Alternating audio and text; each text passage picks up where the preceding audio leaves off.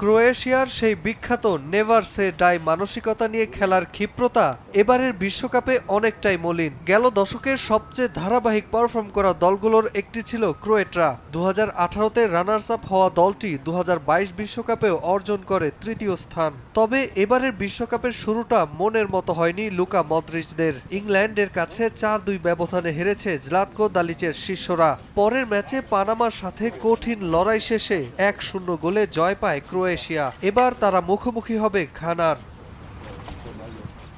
Point টেবিলে ক্রোয়েশিয়ার চেয়ে সুবিধাজনক অবস্থায় আছে ঘানা। হারলে নকআউট পর্ব কঠিন হয়ে পড়বে ক্রোয়েশিয়ার। পঞ্চম বিশ্বকাপ খেলতে নামা ক্রোয়েট লিজেন্ড লুকা মদ্রিচের শেষ বিশ্বকাপ এটি। ইভান পেরিসিচ, কোভাচিচ, ক্রামারিচদের সাথে নিয়ে তাই অধরা বিশ্বকাপ জয়ের লক্ষ্যেই দৃঢ়ভাবে অটল ব্লেজার্স। ঘানার বিপক্ষে ম্যাচে দলের সব খেলোয়াড়ই পুরোপুরি ফিট থাকলেও একাদশে থাকতে পারে বেশ কয়েকটি পরিবর্তন। পিটার মোসা, জস্কো গভারদিওলকে বসিয়ে বেঞ্চের খেলোয়াড়দের বাজিয়ে দেখতে পারেন কোচ দালিচ।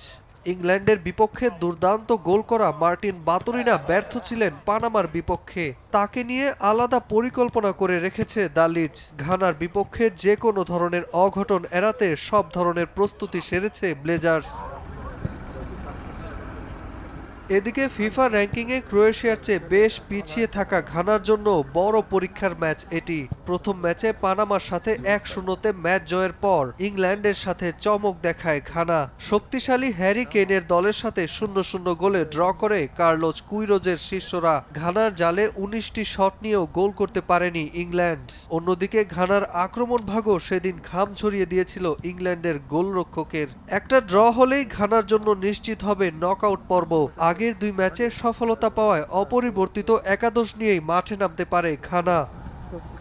নাজমুল হাসান পুলক, সময় সংবাদ।